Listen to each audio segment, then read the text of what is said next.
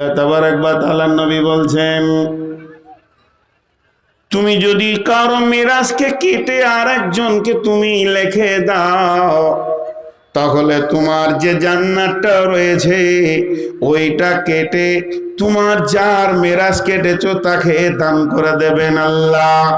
তার মানে একটা কথা বলে, এটা হলো একটা কাগজ, আর একটা এখানে কার্বন পেপার, নিচে আর একটা কাগজ। আমি যদি এখানে লিখি নূর মোহাম্মদ, নিচে কাগজে লেখা যাবে নূর মোহাম্মদ। এটা আমি উদাহরণ দিচ্ছি। 2023 সালে মার্চ মাসে বেলা 1:30টার সময় কেউ রেস্টি অফিসে হেমতাবাদে সই করে দিল, ছোট বেটাকে ভিটা বাড়ি লিখে দিল, বড় বেটাকে বেটিদেরকে এতিম বানিয়ে দিল, মাহরুম করে দিল।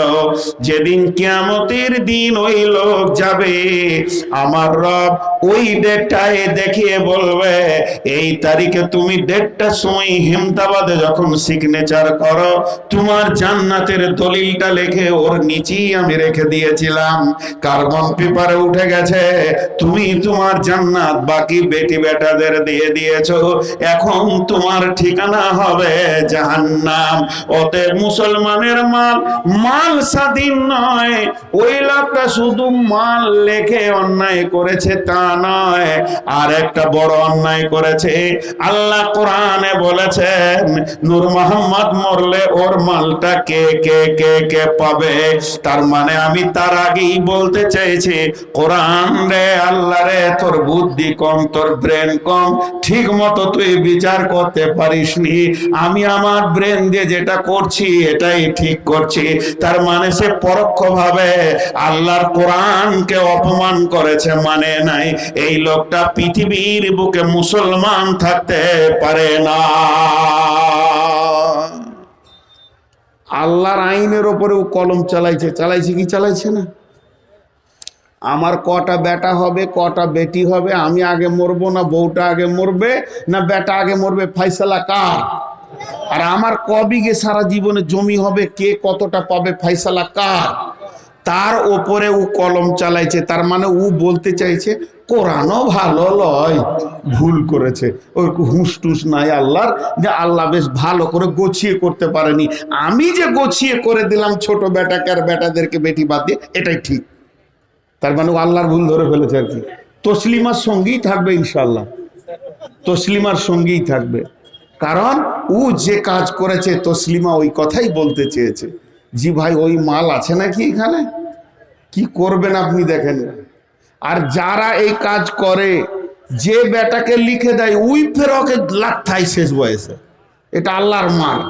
আর যাকে কিছুই দেয় না ওর কাছেই ভাত পায়। ঘটনা ঘটে কি ঘটে না? অনেক লোক এরকম আছে।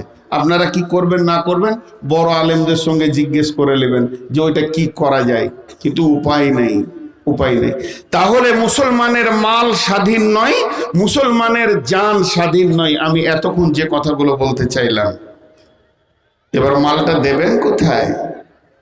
মালটা কোন জায়গায় দেবেন?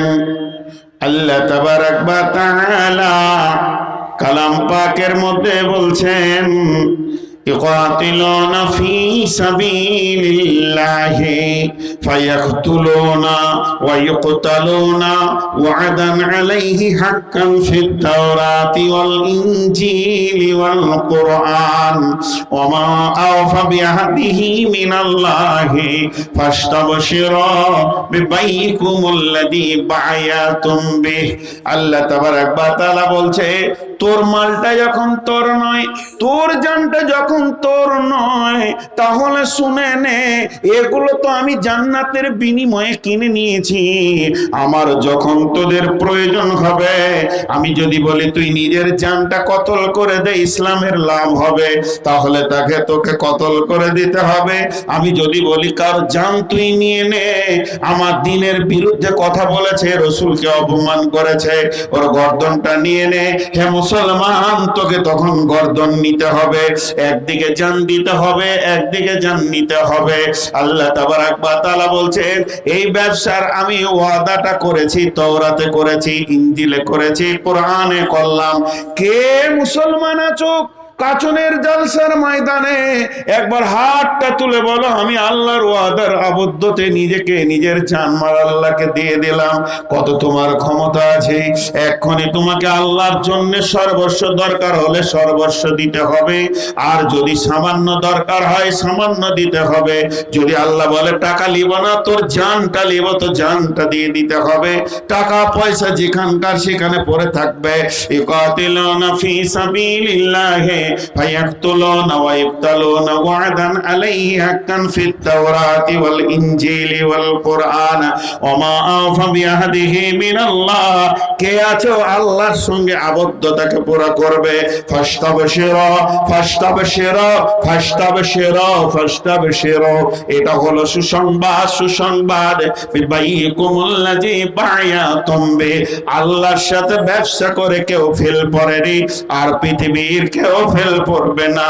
যদি এই ব্যবসা তুমি আল্লাহর সঙ্গে করতে পারো, হৃদয় ভরে নিবিড় দিল দিয়ে নিজের জান আর মালকে বিলীন করে দিয়ে যদি তুমি এই কাজ করতে পারো, তাহলে কি হবে? ওয়াযালিকা হুয়াল ফাওজুল আযীম। তুমি সর্বশ্রেষ্ঠ সফল কাম দেখবে। তোমার সফলতাকে পৃথিবীর কেউ আটকাতে পারবে না, কবরের ফেরেশতা আটকাতে পারবে না, হাসরের ময়দানে আটকাতে পারবে না, কিয়ামতের মাঠে আটকাতে কেউ পারবে না, ফুলসেরাতেও তোমাকে আটকাতে কেউ পারবে না। মহাবিজয় সফল হবে জান্নাতের ভিতরে, তুমি রবের মেহমান হয়ে থাকবে।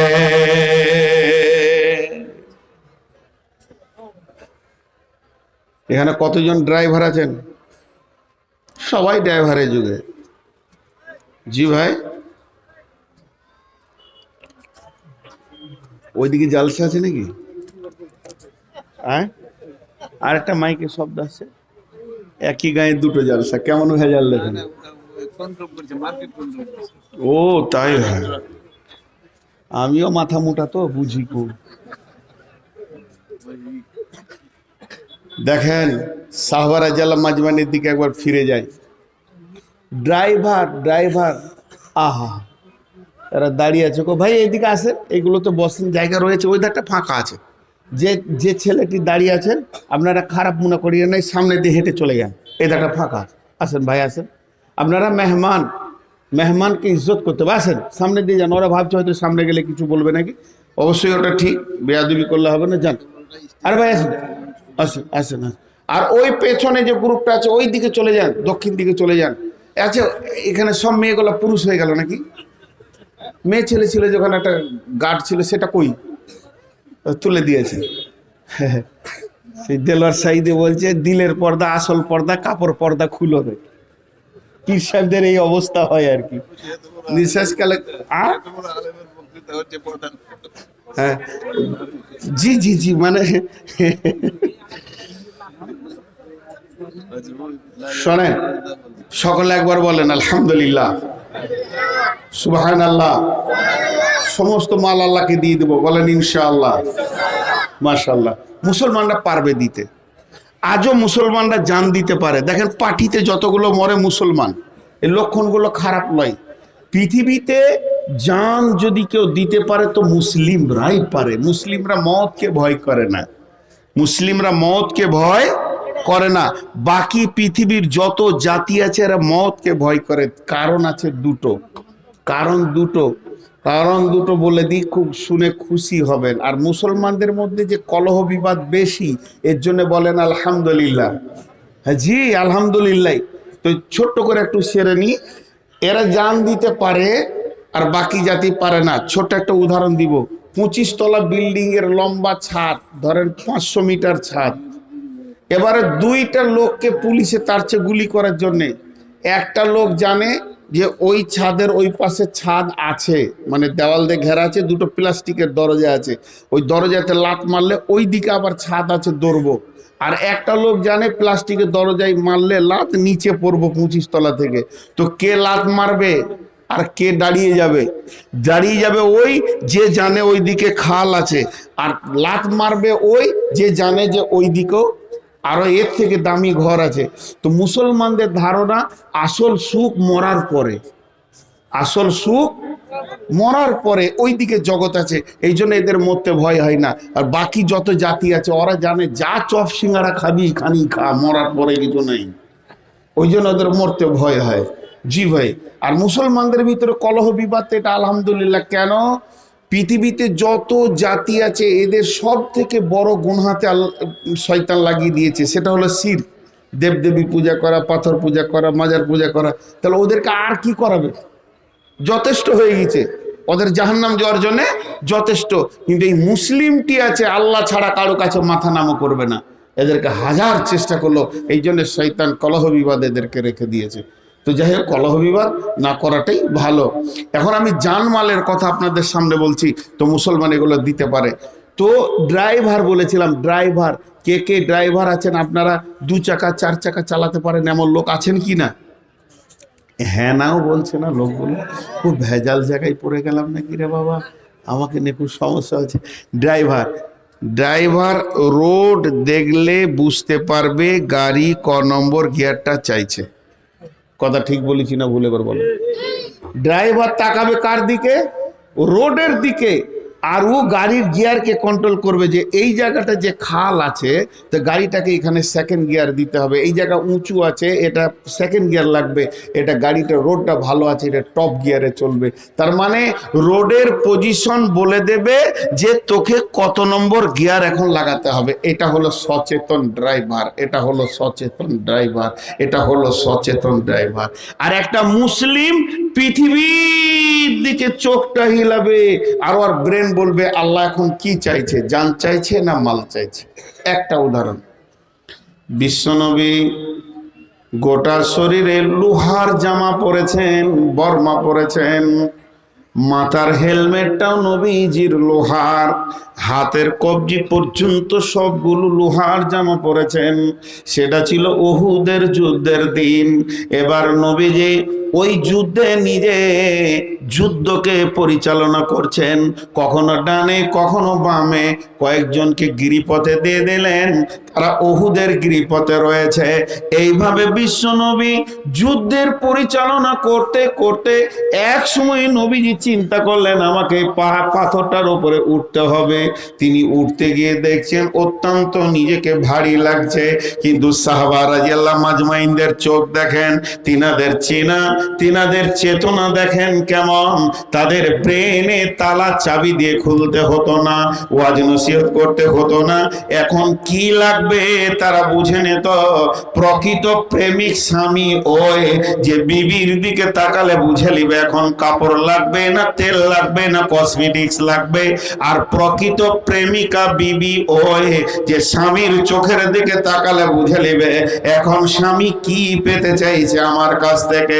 খাবার নেবে না পানি নেবে না কি নেবে না কোন জায়গায় আমাকে যেতে হবে। দুইজন চোখে চোখে তাকাবে, স্বামী বুঝে নেবে স্ত্রীর কে প্রয়োজন আর স্ত্রী বুঝে নেবে স্বামীর কে প্রয়োজন। এরা যখন প্রেমিক প্রেমিকা হবে তখনই বোঝা সম্ভব হবে।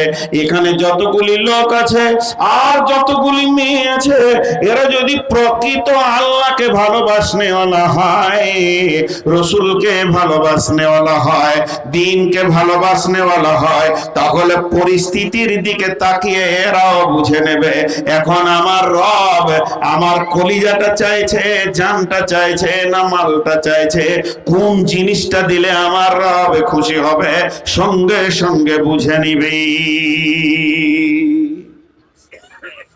দেখ রে বাপ, সহ্য করবো না এই উঠা বসা গলা। আমি যখন যেমন বলবো তেমনি ডিউটি করবি।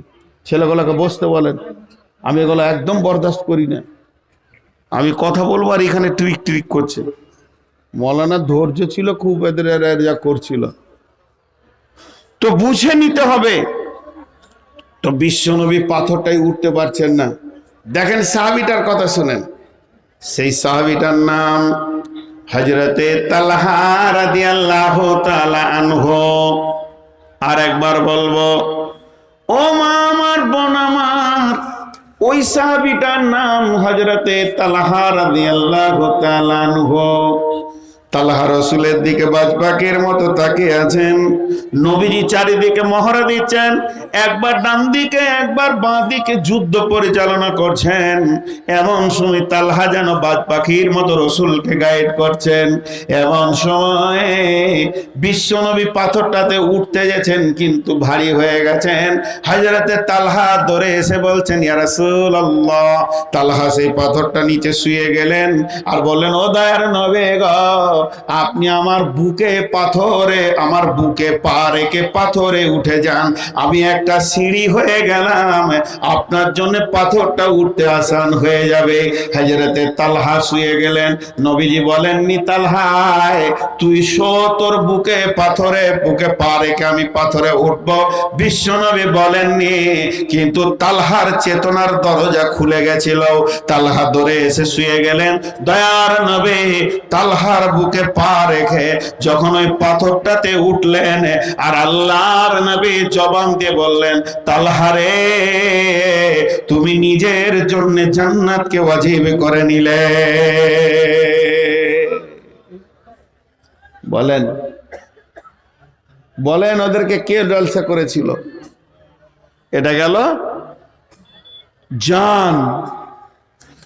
এরপরে ঠিক উহুদের পূর্ব প্রান্তে জাবালে রুমা আছে। জাবালে রুমা ছোট্ট মতো একটা পাহাড়, সেখানে তীরন্দাজরা উঠে গেছে। বেঈমানরা রসুলকে লক্ষ্য করে তীরকে রেডি করেছে। একটা নয়, দুটা নয়, ঝাঁকে ঝাঁকে তীর রসুলের দিকে দৌড়ে আসবে। তালহা আবার খেয়াল করে নিলেন, দয়ার নবীর গায়ে তীর লেগে গেলে নবীজি কষ্ট পেয়ে যাবেন। হযরতে তালহা রসুলকে নিয়ে পাহাড়ের একটা গর্তে একটা সামান্য কণা পাথরের মধ্যে লুকিয়ে দিলেন, এবং সেই পাথরের গর্তের মুখে দাঁড়িয়ে গিয়ে নিজের বুকে 180 খানা তীরকে গ্রহণ করলেন। হযরতে তালহা পড়ে গেলেন। এমন সময় এক বেঈমানের পাথর কিংবা ওই বর্ষা এসে রসুলের এখানে আঘাত হানলো। হেলমেটটা বসে গেল, দুইখানা দাঁত ঝরে পড়ে গেল। বিশ্বনবী পড়ে গেলেন, বেহুশ হয়ে গেলেন। উহুদের ময়দানে প্রচার হয়ে গেল যে বিশ্বনবী মারা গেছে। যাদের অল্প ঈমান ছিল মুনাফিকরা তাদের দিলগুলোকে নষ্ট করে মদিনার দিকে নিয়ে যেতে শুরু করলেন। এমন সময় হযরতে আলী ঢালে করে পানি নিয়ে আসছেন। হযরতে আলী, হযরতে ফাতেমা খেজুর পাতার চাটা এগুলোকে পুড়িয়ে পুড়িয়ে রসুলের ক্ষত জায়গায় লাগাচ্ছেন। এমন সময় হযরতে আবু বকর রসুলের মাথায় আর ঘাড়ে হাত দিয়ে দাঁত রেডি করেছেন যে ওই হেলমেটের হুকগুলোকে দাঁত দিয়ে টেনে বের করবেন। আর ওই 180টা তীর খাওয়ার পর হযরতে তালহা বলছেন, ও ভাই আবু বকর, তোমাকে আল্লাহর কসম দিয়েছি তুমি হুকটা বের করবে না। আজকের দিনে আমি রসুলের খিদমতে নিজেকে লাগিয়ে দিয়েছি, অতএব হুক দুটো আমাকেই বের করতে দাও। দয়ার নবী আবু বকরের মাথাটাকে সরিয়ে দিলেন। নবীজি তখন হুঁশে ফিরে এসেছেন। হযরতে তালহা পর পর 2টি হুককে বের করে বেহুশ হয়ে গেলেন, বিয়ে পড়ে গেলেন। রক্ত ঝরছে। তালহা এই রক্তে এইখানে যুদ্ধে শহীদ হননি, মারা যাননি। বেশ কিছুদিন পর, দীর্ঘ কিছুদিন পর, লম্বা টাইমের পর হযরতে তালহা বিশ্বনবীর আগে পৃথিবী থেকে বিদায় নিলেন। জানাজা পড়লেন কে?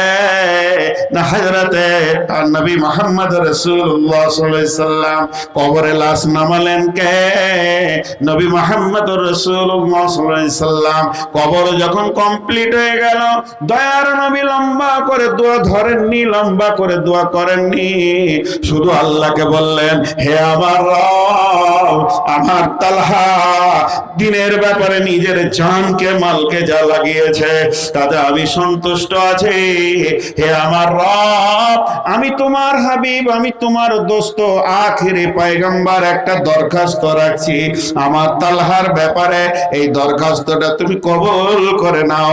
যেদিন তোমার ইসরাফিল সুর ফুঁকবে, সারা পৃথিবীর মানুষ কবর থেকে কিয়ামতের মাঠে উঠবে, সেদিন আমার তালহাও কিয়ামতের মাঠে উঠবে। ওই অবস্থায় আমার রব, তুমি আমার তালহাকে দেখে মুচকে মুচকে হাসবে, আর আমার তালহা তোমাকে দেখে হাসবে। কি সুন্দর জীবন! এই জীবনটা কখন পেয়েছিল? ওর চেতনতা ছিল এখন কি চাইছে আমার কাছে ইসলাম। জি, ওর চেতনতা ইসলামকে গ্রহণ করেছে। আজকে আমরা কত দুর্বল। জি ভাই, আপনারা দুর্বল এক, আপনারা যে কটা নিচে বসে আছেন বেঈমান এক, আর আমি 99 নম্বর বেঈমান। আমি চেয়ারে বসে আছি বলি যে আপনাদের থেকে ভালো, তা নয়। আমরা কত দূর নিচে চলে গেছি, এখন ইসলাম কি চাইছে এই খবরটাও আমাদের কাছে নেই। চলেন আর একটা উপহার আপনাদেরকে দিই। বিশ্ব নবী পৃথিবী থেকে চলে গেলেন, হযরত আবু বকরের জামানা চলে গেল, হযরত ওমর বিদায় নিলেন, মুসলিম জাহানের খলিফা হিসেবে গদিতে বসলেন কে? যুনুরাইন, হযরত ওসমান ইবনে আফফান রাদিয়াল্লাহু তাআলা আনহু।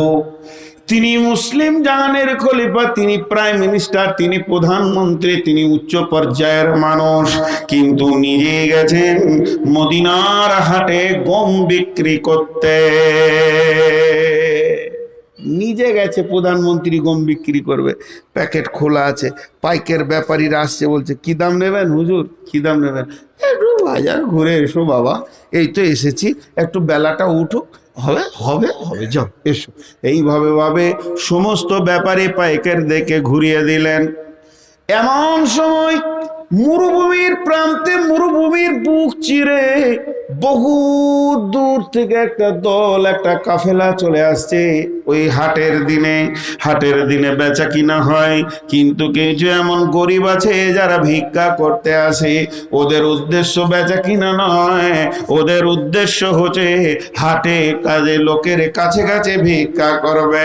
ঠিক ওসমানের কাছাকাছি আসা, হযরত ওসমান ওদের দিকে তাকিয়ে দেখছে, গালগুলো ঢুকে গেছে, চোখ ঢুকে গেছে, আর হাড়গুলো বোঝা যাচ্ছে, পেটটা পিঠে লেগে গেছে, শরীরে মাংস আছে বলে মনে হয় না, হাড়ের ওপরে যেন চামড়া চাপানো আছে, মাথায় তাদের তেল নাই, শরীরে পরিপূর্ণ কাপড় নাই, নারীগুলো বুকটা পাছাটা ঢাকা, আর পুরুষদের শুধু পাছা ঢাকা।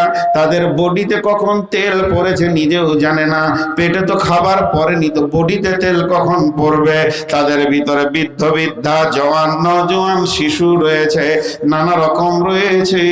হযরত ওসমান মালের প্যাকেট থেকে এমনি করে শাটা ভরে বলছে, তোমার গামছাটা বাঁধো, লাও তুমি লাও, লাও তুমি লাও, লাও তুমি লাও, এক প্যাকেট সে আরো প্যাকেট নামা, লাও তুমি লাও, এক দাঁত থেকে তাদেরকে দিতে শুরু করলো।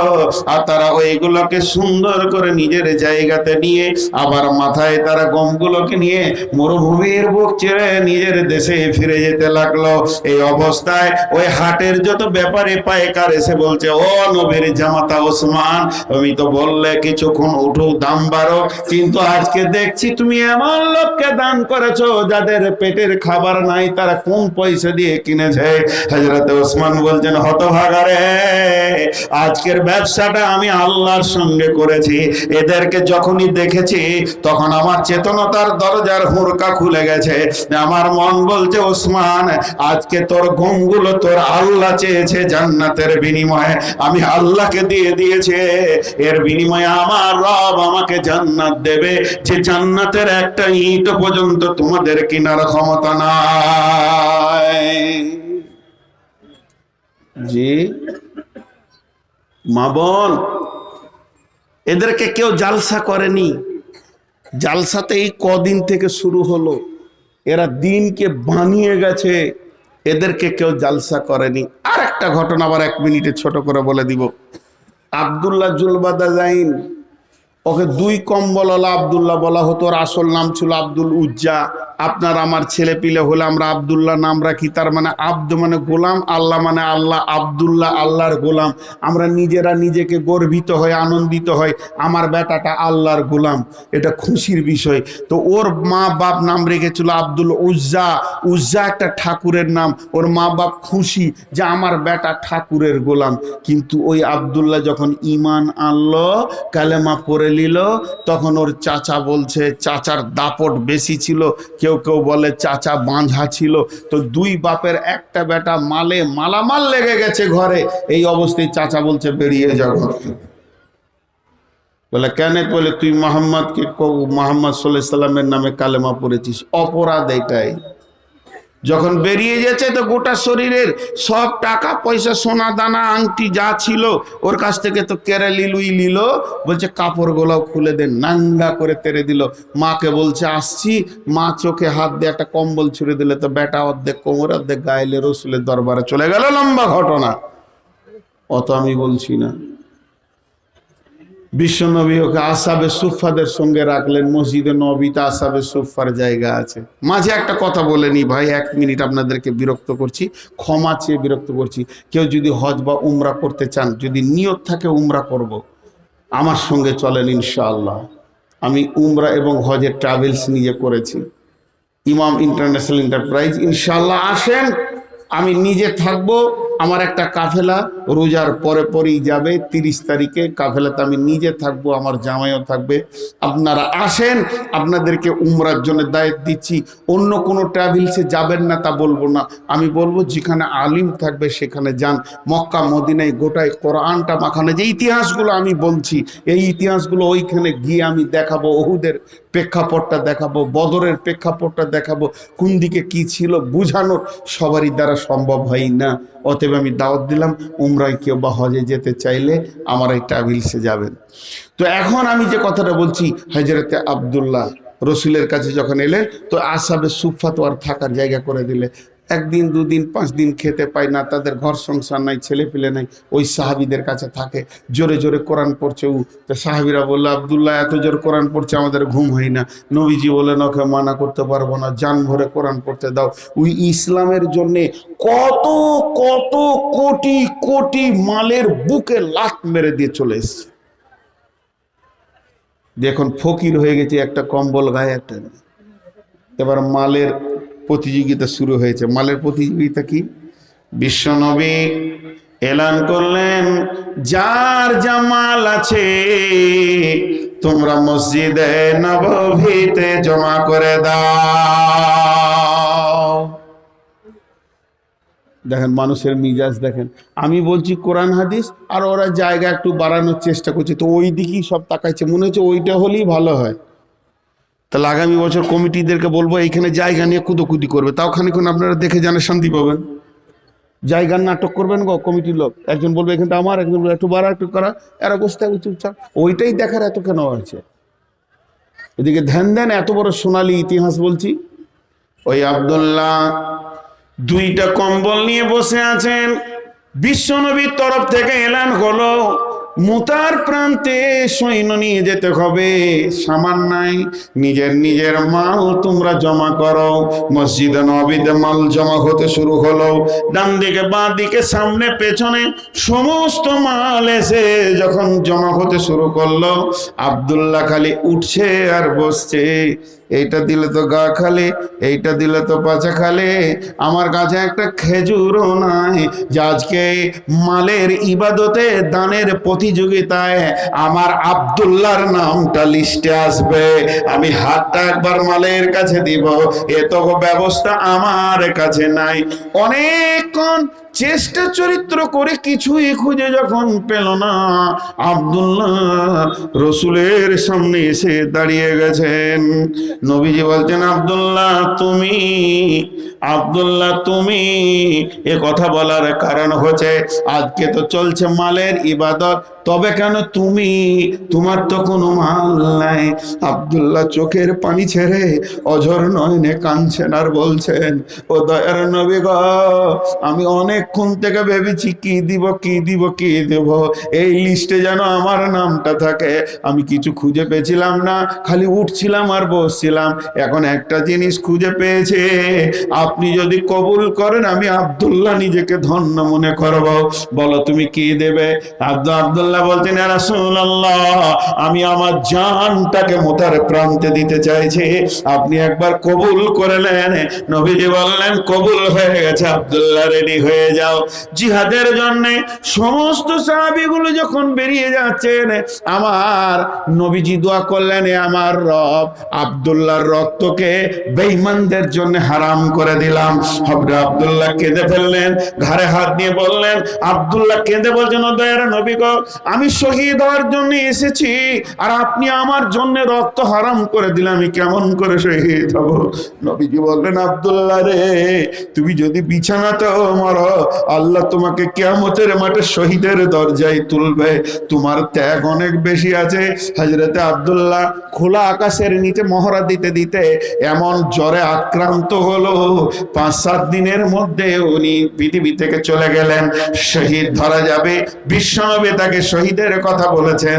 সেই আব্দুল্লাহ লাশ মদিনায় এলো, আল্লাহর নবী কবরে লাশ নামালেন, আর ওই তালহার মতো করে দোয়া করে বললেন, হে আল্লাহ, আজকে সন্ধ্যা পর্যন্ত আমি আব্দুল্লাহর উপরে রাজি ছিলাম, তুমি আমার রব আব্দুল্লাহর উপরে রাজি হয়ে যাও।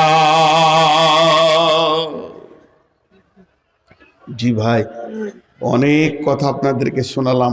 এ মাল আমার নয়, এ জান আমার নয়, এ মাল আমার নয়, এ জান আমার নয়। খালি বুঝতে হবে যে আমরা কে, আমরা কি। আর একটা ছোট্ট কথা আপনাদের সামনে বলে আজকের মতো অনেক কাছিয়ে চলে আসব। বিশ্বনবী একটা চিঠি লিখলেন। চিঠিটা কাকে লিখলেন? বাহরাইন সম্রাট ইবনে সারওয়ারকে লিখলেন। চিঠিটা কে দিয়ে আসবে, কে দিয়ে আসবে, এই চিঠি কে পৌঁছাবে? কেউ মাথা তুলে না। একটা যুবক উঠে দাঁড়ালেন, বললেন, ইয়া রাসূলুল্লাহ, আপনি চিঠিটা দেন, আমি পৌঁছে দেব। সেই যুবকটার নাম হযরতে সাঈদ রাদিয়াল্লাহু তাআলা আনহু। নবীজি বললেন, সাঈদ রে, আমি তোমাকে একা ছাড়বো না, সঙ্গে আর কে যাবে? 1 2 3 4 5 6 7 8 9 10 11 12 13 14 15 16 17 18 19 20 21 22 23 24 25 26 27 28 29 30 জন যুবক উঠে দাঁড়ালেন। বিশ্বনবী বললেন, হে যুবকের দল, তোমরা নিজের নিজের বাড়ি যাও, সমস্ত বাড়ির আত্মীয়দেরকে মোলাকাত করে মসজিদে নববীতে চলে আসবে, আর আমার চিঠি নিয়ে বাহরাইন সম্রাটের কাছে পৌঁছাবে। কারণ সে ছিল তখন পৃথিবীর দাদা, সে যে সেখান থেকে বেঁচে আসবে এর কোনো গ্যারেন্টি নাই। এর জন্য বিশ্বনবী বললেন, নিজের নিজের আত্মীয়দের মোলাকাত করো। সাঈদ গেলেন বাড়িতে। বাড়িতে যাওয়ার পর বললেন, মা, তুমি তোমার সোনা মানিক লালের জন্য দোয়া করো, আমি রসুলের চিঠির দায়িত্ব নিয়েছি বাহরাইন সম্রাট বেঈমানের কাছে পৌঁছানোর জন্য। সাঈদের মা দোয়া করে বলছেন, হে আল্লাহ, আমার সাঈদকে রসুলের চিঠি পৌঁছানোর পর আমার বুকে আবার ফিরিয়ে এনে দাও। হযরতে সাঈদ বললেন, মা আমার, আমি তো শহীদ হওয়ার জন্য বের হয়েছি, মা হয়ে সন্তানের জন্য এমন দোয়া করতে হয় না। হে মা, তুমি আমার জন্য শহীদের দোয়া করো। এরপরে গেল বিবির কাছে ক্ষমা চাইতে, কিন্তু বিবির এমন একটা সময়, বিবির দিকে তাকিয়ে সাঈদ চোখের পানি ফেললেন, কোনো কথা বললেন না। উনি দেখছেন বিবি তখন প্রসব যন্ত্রণায় ছটফট করছে, একবার ডান দিকে একবার বাঁ দিকে, কত যাতনা মা বোনেরা জানে না জানে। সাঈদ তখন মনে মনে ভাবছে যে আমি আবার যদি আমার বিদায় খবরটা দিয়ে দিই, ডবল লোড নিতে পারবে কিনা। তার জন্য চোখের পানি ফেলে এরপরে এসে ঘোড়াতে উঠলো, ঘোড়ার লাগাম ধরেছে, ঘোড়া তরফ করে লাফিয়ে উঠেছে মসজিদে নববীর দিকে। এবার সাথীদেরকে নিয়ে বাহরাইন চলে যাবে। পেছন থেকে মা ডাক দিয়েছে, সাঈদ, দাঁড়িয়ে যা বাবা, আয় আয় আয়, তোকে আল্লাহ একটা পুত্র সন্তান দিয়েছে, মুখটা দেখে যা। সাঈদে বলল, মা, আমার ঘোড়া আল্লাহ এবং রসুলের দিকে এগিয়ে গেছে, আর পেছন ফিরে যাবে না। সাথীদেরকে নিয়ে 30 জন যুবক বাহরাইন সম্রাটের রাজ দরবারে গিয়ে পৌঁছালো। প্রহরীরা দাঁড়িয়ে আছে। কে গো, তোমরা কোথা থেকে এসেছো? বলে, আমরা মদিনা থেকে এসেছি, আমাদের প্রাইম মিনিস্টার নবী মুহাম্মদ সাল্লাল্লাহু আলাইহি সাল্লাম পাঠিয়েছে, তোমাদের বাদশাকে জিজ্ঞেস করো, আমরা বাদশার সঙ্গে সরাসরি দেখা করতে চাই। তারা বলল, একটু দাঁড়িয়ে যাও। প্রহরীরা ভিতরে গেল, বাদশাকে কুরনিশ করে বলছে, জাহাপনা, আদব নেবেন, 30 জন যুবক এসছে মদিনা থেকে, শুধু আপনার সঙ্গে দেখা করতে চায়, ওদের জন্য দরজা উন্মুক্ত করে দাও। গেট খুলে দেওয়া হলো। 30 জন যুবক যুবক বাদশার সামনে এসে দাঁড়ালো। সম্রাট বসে আছে সিংহাসনে, আর এদিকে 30টা যুবক দাঁড়িয়ে আছে। হযরতে ইবনে সারওয়ার বলছে, তোমার নাম, তোমার নাম, তোমার নাম, তোমার নাম, তোমার নাম। 30 জনের নাম জিজ্ঞেস করা হয়ে গেল। বলো তোমরা কেন এসেছো? শাহিদ মহব্বতের সঙ্গে রসুলের চিঠিটা বের করে দিলেন। আমাদের প্রাইম মিনিস্টার, আমাদের যিনি মন্ত্রী, আমাদের যিনি নবী আখরি পয়গম্বর আপনাকে চিঠি দিয়েছে, একবার চিঠিটা চোখ বুলিয়ে দেখে নেন। ইবনে সারওয়ার চিঠিটা দেখলো। তাকে বলা হয়েছে, পৌতলিকতা ছেড়ে দিয়ে, তুমি পুজো পাঠ ছেড়ে দিয়ে আল্লাহর দ্বীনকে মেনে নাও, আমাকে আখরি পয়গম্বর বলে মেনে নাও। বাদশা রেগে অগ্নিশর্মা হয়ে গেল। এত বড় আস্পর্ধা! সে মক্কার মদিনার মাটিতে ছাগল চড়িয়েছে, তার অক্ষর নাই পেটে, আর আমার মতো একজন বাদশাকে বলেছে নাকি আমাকে তার কথা মেনে চলতে হবে। এটা আমি কোনোদিন মানতে পারি না। প্রহরী, এক কাজ করো, এদেরকে বেড়ি পড়াবার শেকল দিয়ে বাঁধো, জেলখানায় এদেরকে ভরে দাও। মুহুরি পরোয়ানা লিখো, সূর্য অস্তে এদের, সূর্য ডোবার পরে পরেই এদেরকে কতল শুরু করে দেওয়া হবে। আজকে কিংবা কালকে, কালকে সূর্য কতলের পর ডুবার পরে পরেই কতল করা হবে। এমন সময় শাহিদ একবার বসেছেন আর উঠেছেন। ইবনে সারওয়ার বলছে, তোমাকে চিনা চিনা লাগছে বাবু, তুমি কে? বাহরাইনের রাজশিবিরে বসিয়াছে দরবার, যুদ্ধে বন্দী হইয়াছে যাহারা, বিচার হইবে তার। আকস্ত রাজার আসন হইতে হুকুম করিল যারে, বন্দীগণকে সম্মুখে মোর নিয়ে এসো তাড়াতাড়ি। রাজার হুকুম তামিল করিতে হইল না কো দেরি, আনিতে হইল বন্দী কমের পরা শেকল বেরি। ইবনে সারওয়ার চেয়ে দেখে বন্দীদের মাঝে একজন একদা মোর পিপাসাই করেছিল জলদান। জিজ্ঞাসিল তারে, তুমি নাকি মোরে করেছিলে জলদান? সে বন্দী শাহিদ কহে, জলদান। জিজ্ঞাসিল তারে, তুমি নাকি মরে করেছিলে জলদান? সে তায়েফ সীমান্ত ভাগে যখন আমি হয়েছিলাম পেরেশান। বন্দি শাহিদ কহে, সে তো বহুদিন আগে, মনে হয় মোর দিয়েছিলাম পানি তায়েফ সীমান্ত ভাগে। সেই সব সৎ কাজে দিতে চাই প্রতিদান, যাহা চাও তুমি তাহা দিব আমি, কহিল সুলতান। তবে প্রাণদণ্ডের আদেশ দিয়েছি তোমার সবাকার তরে, এই রায় শুধু হবে না করত, মনে রাখো অন্তরে। বলো তুমি কি বাঁচাও?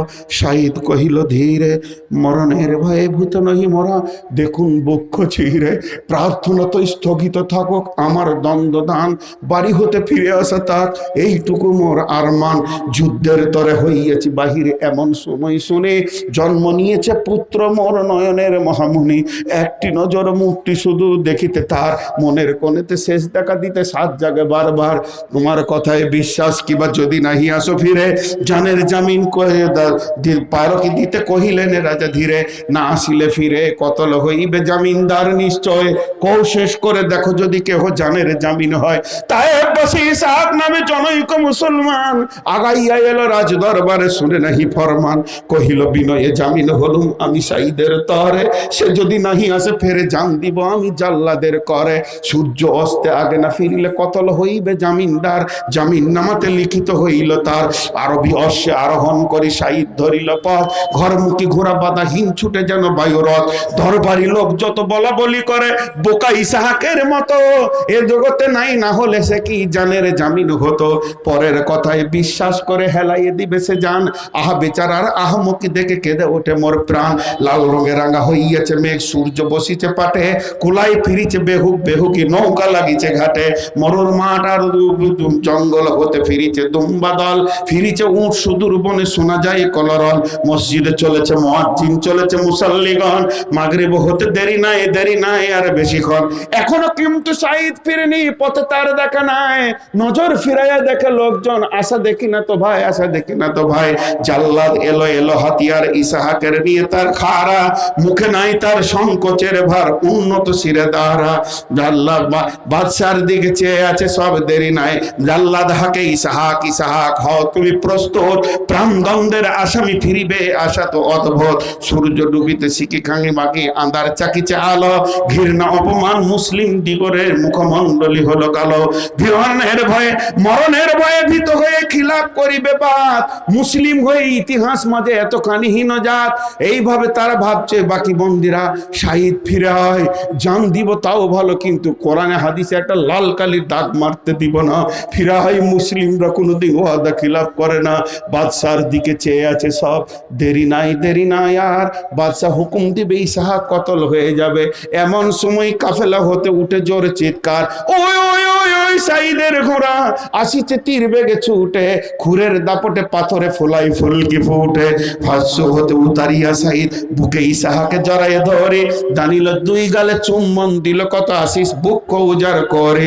তারপরে গেল উন্নত শিরে রাজা জাল্লাদের কাছে, বলিলে বন্ধু প্রস্তুত আমি, এখনো তো ঠিক সময় আছে। যখন জাল্লাদের কাছে গিয়ে বলছে, আমরা প্রাণ দিতে ভয় করি না, ইমান দিতে ভয় করি, আমাদের ওয়াদা মজবুত আছে, এখনো সূর্য ডুবেনি। জাল্লাদের হাত কাঁপতে শুরু করেছে, আর তখনই তালোয়ারটা পড়ে গেছে। জাল্লাদ হাকে সারোয়ার, তোমারে কঠিন হস্তে সাইদ কতল হবে না, আমি পারবো না, শাহিদকে কাটতে পারবো না, আমার চাকরি চলে যাক, ডিউটি চলে যাক, এত বড় মহামানব কাটার ক্ষমতা আমাদের নাই। যাদের ওয়াদা এত মজবুত, যারা জান দিতে ভয় করে না, ইসলামকে সত্যকে প্রতিষ্ঠিত করতে যারা ভয় করে না, তাদের জন্য আমি জান দিতে পারবো না। ইবনে সারওয়ার সিংহাসন থেকে লাফিয়ে এটে ইসহাকের গালে চুমা দিল, আর শাহিদকে জড়িয়ে ধরে বলছে, তুমি কেন ফিরে আসিলে আমি জানিতে চাই, আর তুমি বা কেন মত জমিনে সই দিলে ভাই। দুইজন একসঙ্গে দৌত কণ্ঠে জবাব দিচ্ছে, মোরা মুসলিম এক খোদা ছাড়া ভরসা করি না কার, মোরা মুসলিম মরণের ভয়ে মনারা ডরি, সত্যের লাগে মোরা যুগে যুগে জান কোরবানি করি। আমরা এমন মুসলমান, আল্লাহ ছাড়া কাউকে ভরসা করি না, কাউকে ভয় করি না, আমরা মওতকে ভয় করি না, আমরা সত্যকে পৃথিবীতে পিটিয়ে রাখার জন্য যুগে যুগে যুগে যুগে শত শত জানগুলোকে দিয়ে দিতে পারি। আমরা সেই মুসলিম, আমাদের নবীর শিষ্য, আমাদের কাছে শয়তানি ক্লেহেদ নাই, মুনাফিকি কিছু নাই। ইবনে সারওয়ার বলছে, ভাই তোমরা কি এত সুন্দর মানুষ, এত সোনালী মানুষ? হযরতে সাইদ বলছে, আমাকে কি সুন্দর বলছো, আমাকে কি ভালো বলছো? আমরা যে ফ্যাক্টরি থেকে জন্ম নিয়েছি, যে বিশ্ব নবী আমাদেরকে এত সুন্দর বানিয়েছেন, আজকে যদি তাকে একবার তোমরা দেখে লাও, কলিজা দিয়ে দিতে মনে হবে। আমরা তো ফটোকপি জেরক্স কপি। ইবনে সারওয়ার বলছে, তাড়াতাড়ি আমাকে নিয়ে চলো সেই বিশ্ব নবীর কাছে, এত সুন্দর মানুষ পৃথিবীতে এসেছে, আমি তার কাছে বায়াত হব, আমি কালেমা পড়ব। বিশ্ব নবীর কাছে এসে আশহাদু আল্লাহ ইলাহা ইল্লাল্লাহ ওয়া আশহাদু আন্না মুহাম্মাদান আবদুহু ওয়া রাসূলুহু। 30টা যুবককে বাহরাইন বিজয় করে দিলেন। এখানে কি 30টা যুবক আমি পাবো না? একবার উঠে দাঁড়ান তো, 5000 করে দেবেন। আমি 20,000 10,000 বলিনি, যারা সেক্রেটারি 5000, 30টা যুবক একবার এইটাকে প্রতিষ্ঠিত করার জন্য। জি 20,000। আচ্ছা এটা আমি বলছি, জি মাশাআল্লাহ। কত আছে? 20,000। তো 20,000 দিলেন, মাশাআল্লাহ। কি নাম? রমিদুল্লাহ, মাশাআল্লাহ। বসেন। আর এটা 2000। জি আচ্ছা ঠিক আছে, মাশাআল্লাহ, ঠিক আছে। দাঁড়ান, আমি বলছি কি, 10,000, 20,000, 50,000 যারা আছেন অবশ্যই থাকবেন। আমি জানি প্রতিটি মাসায় 50, 60,000, 1,000 দেনাওয়ালা লোক আছে। বসেন। তো যারা 20,000, এটা কত আছে? 1 লাখ। তো আবার 10 কেন কম দিলেন? 40,159 টাকা আছে। আচ্ছা আবার 10 কেন কম দেওয়া হলো? এটা কোন ধরনের ব্যবসা? কেউ যদি বলি দেয় যে নূর মোহাম্মদ 10,000 চুরি করেছে,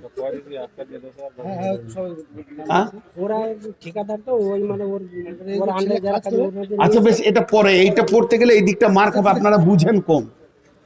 তো এখানে 40,000 আছে, 40,000 প্লাস আছে, 20-50,000। আমি যুবক দেখতে চাইছি। 30টা উঠে দাঁড়ান তো, 30টা। 10,000 কে? আব্দুল আরিস। কে আপনি? দাদা, মাশাআল্লাহ। আর কে আছেন? 20,000, 50,000 একটা বলেন তো, 50,000। আর আমি কিন্তু 30টা যুবক দেখবো, ওটা ছাড়বো না। জি 50,000 একজন বলেন দেখি, কেউ আছেন? মাদ্রাসা কি এখানে সাদে বাড়ছে গো? জি কেউ আছেন 50 দেনাওয়ালা? বলেন আল্লাহর গোলাম। 5,000 করে 30 জন উঠে দাঁড়ান। এগুলো স্পেশাল কোটা, আমি বুঝি প্রতি জালসাতে স্পেশাল কোটা থাকে। আমার গ্রামে এরকম আছে, 1 2 3 লাখ 1 লাখ 2 লাখ দিয়েই দেয়, কিন্তু স্পেশাল কোটা এগুলো। আমি যে ঘটনা আপনাদের সামনে শোনালাম, আমি 30টা যুবক দেখতে চাইছি। 30টা যুবক উঠে দাঁড়ান এলাকার, যে আমরা আমাদের জীবনে যত কষ্ট হয় মেহনত করেও 5,000 টাকা দিব। 30টা যুবক, এগুলোকে ওই 30-এর মধ্যে আমি ভরছি না, এগুলো মাদ্রাসার স্পেশাল কোটা, এরা বছর বছর দেবে ইনশাআল্লাহ। কেউ আছেন আল্লাহর গোলাম? এটা কত আছে? মাশাআল্লাহ। বলেন, যুবকের দল দুর্গমগিরি কান্তর মরুদুস্তুর পারাবার লঙ্ঘিত হবে রাত্রিতে, যাত্রীরা হুঁশিয়ার, ভুলিতেছে দল দুলিতেছে তরি, ভুলিতেছে মাঝি পথ, কে আছো নাও জোয়ান হও আগুয়ান, হাঁকিছে ভবিষ্যৎ। উঠো আল্লাহর বান্দা, জাগেন, একবার জাগেন। কেউ আছেন আল্লাহর গোলাম? আল্লাহর গোলাম কেউ আছেন? 5000 দেনওয়ালা একটা নাম আসুক, আস্তে আস্তে 30টা হবে, এটা আমার বিশ্বাস। একটা নাম দিয়ে শুরু হোক। কেউ আছেন আল্লাহর গোলাম?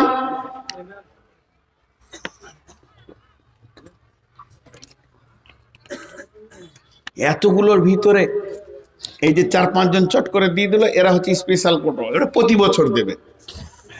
এতগুলো লোক তখন থেকে। মাজিদুর রহমান, বাবা মা মারা গেছে, 5000 টাকা। মাজিদুর রহমান 5000, প্রাক্তন স্টাফ ছিল। মাশাআল্লাহ, দেখেন মাজিদুর রহমান ভাই 5000 দিয়েছেন। নাম্বার 2 কেউ আছেন? 2 ইনি একটা দিয়েছেন। 3 নম্বর বলেন। নাম্বার 3 আল্লাহর গোলাম, কোরআনের মহব্বতে মা বোনেরা ওখান থেকেও বলেন, আপনারা খবর পাঠান। জি, আল্লাহকে ভালোবাসনেওয়ালা, রসুলকে ভালোবাসনেওয়ালা কেউ আছেন? 5000 নাম্বার 2, 3 নাম্বার কেউ আছেন? কমিটি মাদ্রাসা চালাইছে কি করে গো? মাদ্রাসাটা অনেক পরিবর্তন হয়েছে, আপনি তো দেখেছেন চালা, আমিও দেখেছি অনেক ফাঁকা, কিন্তু ধীরে ধীরে ধীরে ধীরে কাজ হচ্ছে। আগের কমিটিও কাজ করেছে, এনারাও করছেন। জি, আল্লাহর বান্দা কেউ আছেন? আচ্ছা, 5 যদি না পারেন আমি স্বাধীন ছেড়ে দিলাম, কে কি দেবেন বলেন? ভুট্টা বলেন, টাকা বলেন, 2000, 5000, 10,000, 20,000, আর ভুট্টা বলেন। দেখেন, আপনারা এতক্ষণ বায়ান শুনলেন, আর আমার পরও একজন যোগ্য মানুষ আছেন, আপনারা বায়ান শুনবেন। তার একটাই কারণ, এই মাদ্রাসাটা ছিল বলি, আর আমরাও বলতে পারছি মাদ্রাসাটা ছিল বলি। তো মাদ্রাসাকে বাঁচিয়ে রাখেন। মাদ্রাসা বেঁচে থাকলে ইমান বেঁচে থাকবে, আপনার আমার দিন বেঁচে থাকবে, আকীদা বেঁচে থাকবে। নাজিমউদ্দিন 1000 বলেন, 5000। আর নাই ভুট্টা বলেন, ভুট্টা তো এলাকায় প্রচুর চাষ। কত? 5000। সে যার নামে দিয়েছেন ইনশাল্লাহ, কিন্তু এত লেটে শুনলেন কি করে, এটা আমি বুঝতে পারছি না। হ্যাঁ, তাহলে 3 হলো। 4 নম্বর বলেন। দেখেন, বাপের নামে যোগ্য ছেলে তার আব্বার নামে দান করছে, তো ছেলে আছে এখনো দুনিয়াতে, মা বাপের জন্য দান করেন। বলেন কে আছেন? 3 হলো। 4 নম্বরে কে আছেন? 30টা না পূজা পর্যন্ত বক্তাকে দিবই না, আমি থেকেই গেলাম। তাইবুর রহমান 50 কেজি ভুট্টা। তাইবুর রহমান 50 কেজি ভুট্টা। জি ভাই, আর কেউ আছেন? ভুট্টা বলেন, বলেন 5000 টাকা না পারেন 3000 বলেন। মোবারক আলী 1 কুইন্টাল ভুট্টা। মোবারক আলী 1 কুইন্টাল ভুট্টা। জি, আর কেউ আছেন? আচ্ছা, 1000 করে বলেন, 1000 করে 100 জন বলেন। শমশের আলী 1 কুইন্টাল ভুট্টা। শমশের আলী 1 কুইন্টাল ভুট্টা। জি ভাই, আপনারা 1000 করেই বলেন, বলেন 1000 করি। এত দিল পাশান হলে হবে রে ভাই। কি লিখেছ দেখতে পাই না, আবার পড়বো। अब्दुल रहमान मरहूम वालिदैन और मरहूमा लड़की के नाम पे और अपने परिवार के नाम पे 1000। माशाल्लाह, ठीक है। इशाक अली 1000 টাকা। কি আলী? ইশাক আলী। বাবা, জি ভাই, আর কেউ আছেন? আল্লাহর বান্দা 1000 টাকা একজন দান করেছেন। 1000 করেই বলেন, 500 করেও বলেন, এই মাদ্রাসার ছাত্রদেরকে পাঠান। আবু বকর সিদ্দিক 1000 নগদ 1000, ছাত্রদেরকে চাদর ভরে দেন। ভাইয়া একটা কথা বলছি, পকেটে যা আছে উজাড় করে দেন, পকেটে যা আছে একদম দিল খোলসা করে উজাড় করে দিয়ে দেন। উঠবেন না, আপনাদের মেন বক্তা আজকে যে খেলবে সে তো এখনই বাকি আছে রে ভাই। হ্যাঁ, ফেসবুক গরম করে রেখেছে, ইউটিউব গরম করে রেখেছে। 4000 টাকা ইনি পরে দেবেন। 4 নম্বর হলো, ওনার নামটা লিখেন।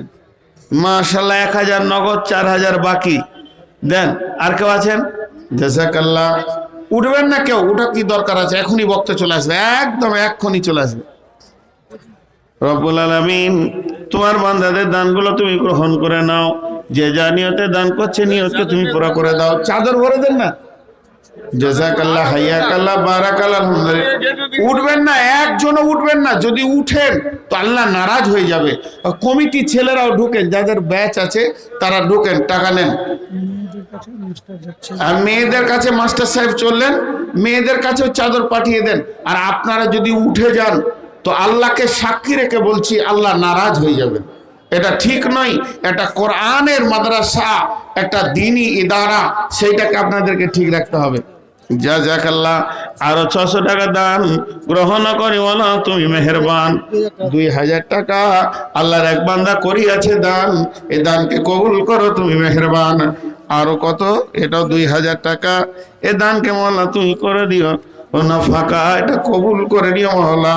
জাযাকাল্লাহ, হায়াকাল্লাহ, বারাকাল্লাহ, আলহামদুলিল্লাহ। এ আল্লাহ, তোমার বান্দাদের দানগুলোকে তুমি কবুল করো, এদেরকে তুমি মাফ করো, ক্ষমা